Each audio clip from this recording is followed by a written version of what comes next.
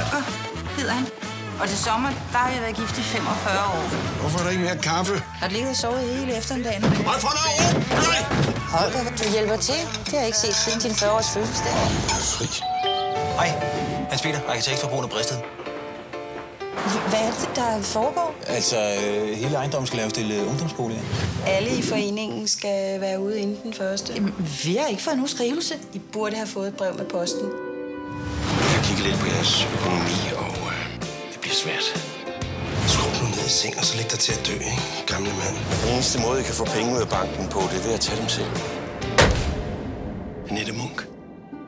Det er John. Er det min gamle dansepartner? Det er mig. Annette, er det dig? Ja, og jeg har tænkt over det, du sagde, og det er rigtigt. Vi må tage dem selv.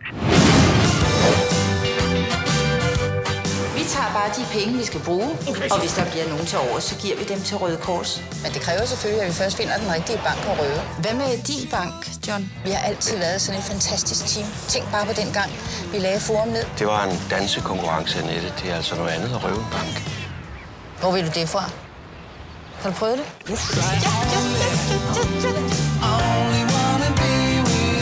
Stik mig mit våben. Og lad os så for helvede få det her overstået.